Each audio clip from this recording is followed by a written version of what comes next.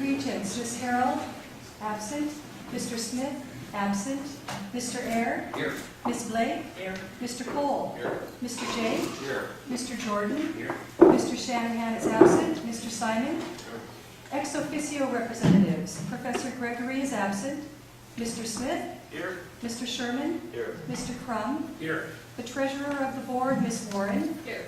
The secretary of the board, Ms. Goldblatt. Here. Thank you. Thank you.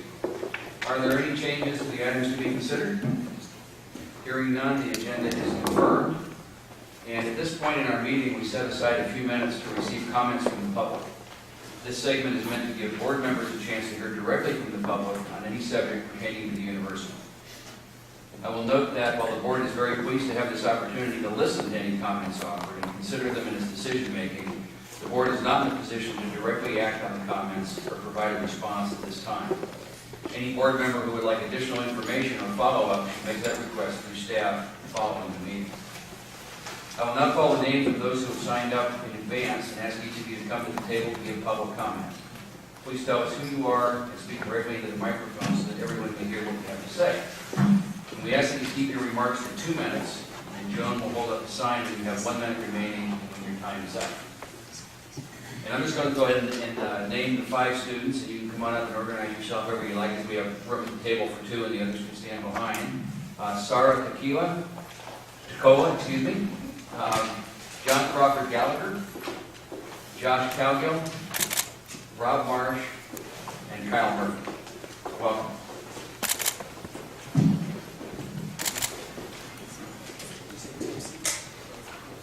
Those 2 there are fine.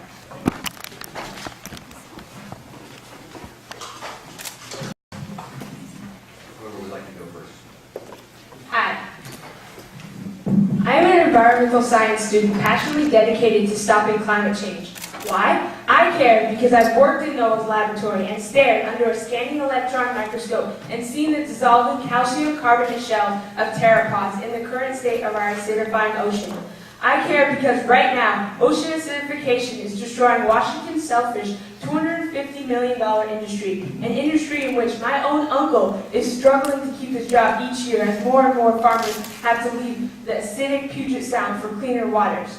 I care because each time I call my family in Ethiopia, they tell me the droughts are only getting worse, and it hurts to know that the future of their farm and livelihood is uncertain. That is why when I heard about the 350.org, a grassroots campaign working to stop climate change, founded by U.S. author Bill McKibben, I knew that was what I was supposed to be doing. This student campaign for fossil fuel divestment started from the College Greens and SAGE and is utilizing the collective voice of student campaigns across the nation. History has shown us that when societies mobilize and take action in the face of adversity, great change is possible. But with climate, the crisis will come long after we've emitted the CO2, due to the time lag between when we emit CO2 and when the impacts occur, allowing for cognitive dissonance. The World Bank in 2012 has already reported there is no certainty that adaptation to a 4-degree warmer world is possible, and we are on track to well exceed that by the end of the century.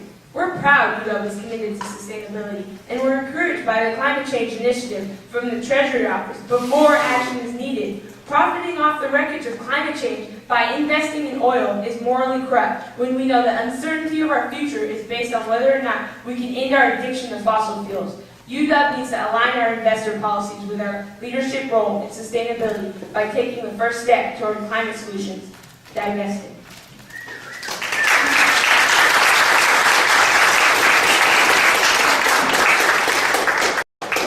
My name is John Crawford Gallagher. I'm a master's candidate at the Evans School of Public Affairs, and I support fossil fuel divestment.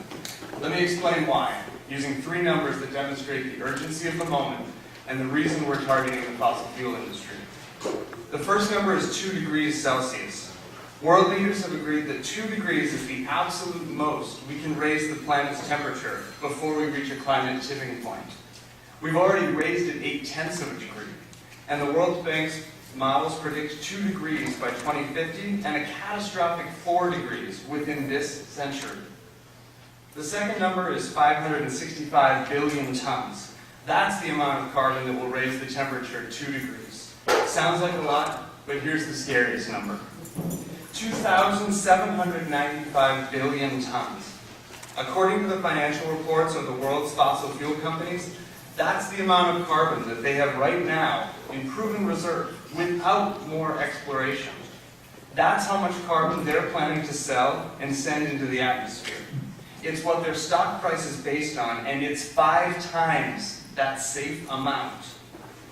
Selling and burning that carbon is the foundation of their business plan. Think about it. Destroying my future is the foundation of their business plan. And the UW is profiting from that business plan with our investments. Now, we can talk about using policy tools like the carbon tax or cap and trade. I do that all day in class. We can say that the market will take care of it. But let's be honest. The fossil fuel industry spends a lot of money to make sure that we can't use those tools. And we're running out of time. It's time for a new tool. It's time to use our money as speech. It's time to divest.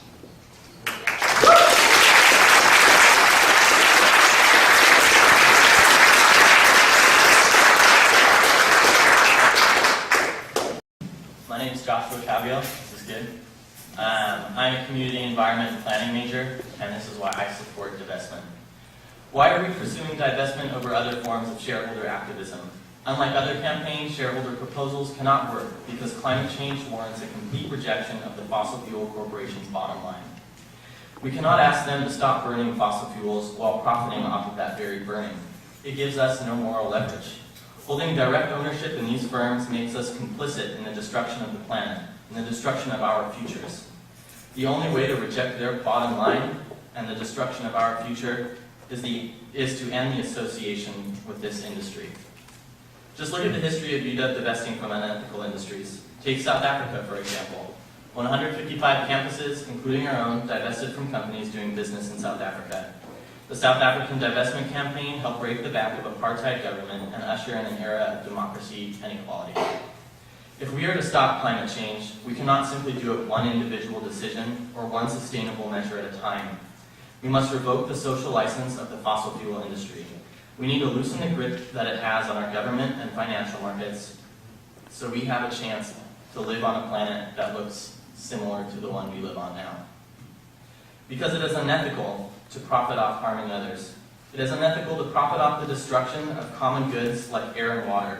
They sustain life on all levels, yet the fossil fuel industry profits from irreparably damaging both. We must demand that the social and environmental costs of fossil fuels be taken into consideration. The intention to divest our endowment from the fossil fuel industry within a 5-year time frame is a necessary political, social, and ethical statement. So don't look back and rue the day when you could have taken action. Divest. Follow the leadership of the 6 campuses that have, the 300 ongoing campaigns, cities like San Francisco and our own city of Seattle, towards a sustainable future, a stable future. Because climate change is here. It will affect everyone in this room's quality of life if we don't act now. This is our chance to lead. Divest.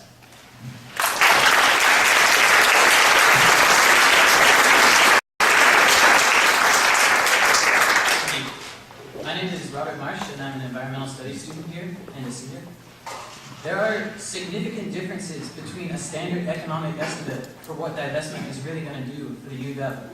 But we're here to demonstrate that the broader interpretation for what's really going on in the world and the risk associated with UW in the future is to incorporate the practicalities of climate change and to incorporate these explicitly in the policy investments and the policy decisions that we make here on campus to be the leader.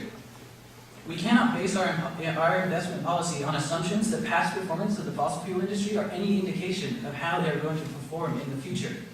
At least not if we believe that the world is going to do anything about climate change, because we already know that the stock prices of these companies are mutually exclusive with the IPCC science and with the just general notion that UW or the world is taking climate change seriously. Their bottom lines are premised on selling us 5 times more carbon than the UN says is safe. It would be an economic risk to continue our investment and the state of our educational stability on those companies for that reason. Because,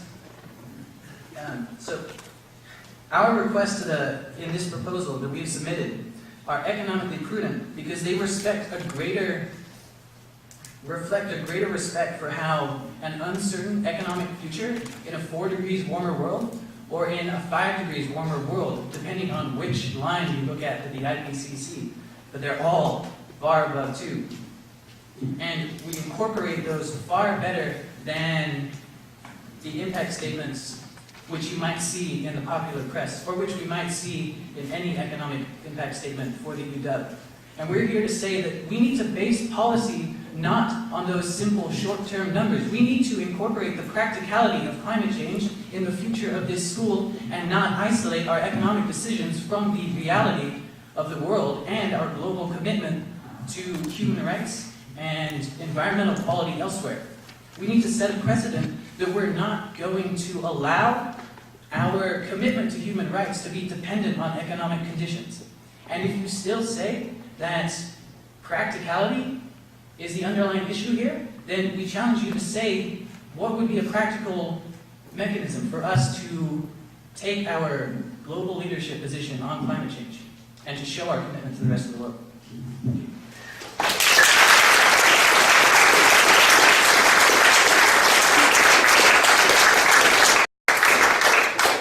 First of all, thank you all for having us here at this forum. My name is Kyle Murphy. I'm a senior here as well, studying political science. We believe investment in oil companies isn't economically necessary, and it might even be exposing our endowment to unnecessary risk. There's a carbon bubble looming. If governments take action on dealing with climate change, those reserves of these companies that their stock price is based on will become worthless. And we don't know when that'll be, hence the term bubble. But the safest move now would be to divest. That would be the responsible move. And we believe that we can, generate the returns that the fossil fuel industry does for us elsewhere without it in our endowment. There are carbon-free mutual funds and ESG mutual funds that consistently beat the average returns of oil and gas companies.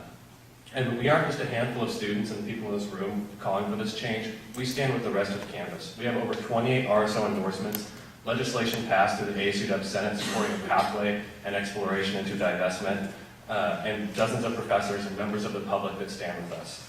We ask that you commit to creating a pathway towards divestment, to put the long-term health of the endowment, this university, and this planet before next quarter's balance sheet. We ask that you do this quickly, because not only are we losing time in the battle to mitigate climate change, we are losing ground in this movement as well. The cities of Seattle, San Francisco, Eugene, Boulder, Ithaca, and numerous others have already pledged divestment.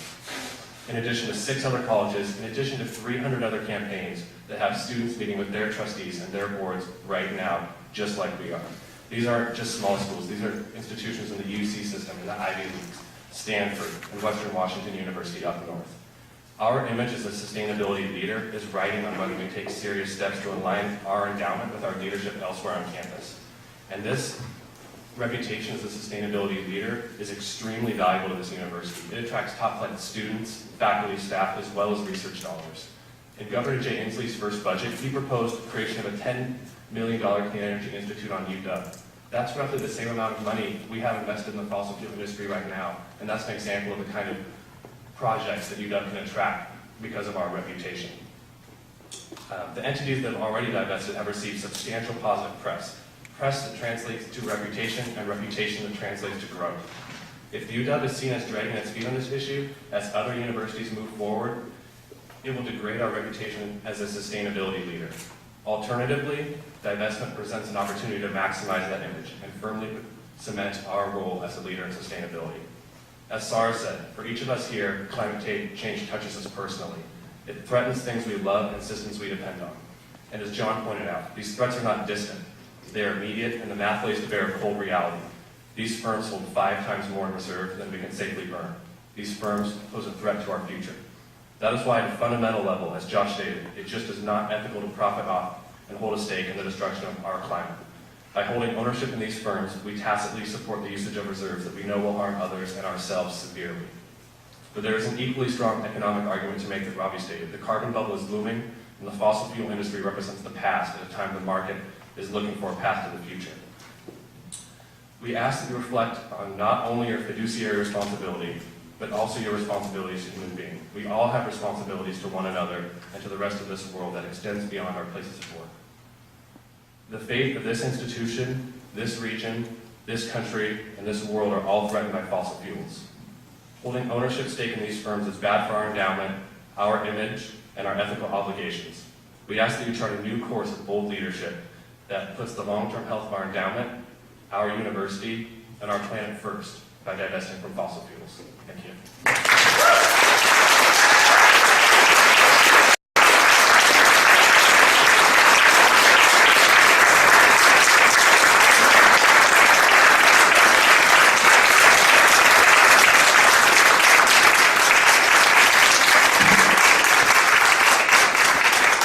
On behalf of the board, thank you for attending today's meeting and for sharing your views. We're aware that there's been other engagement and various discussions over the past several months on this topic.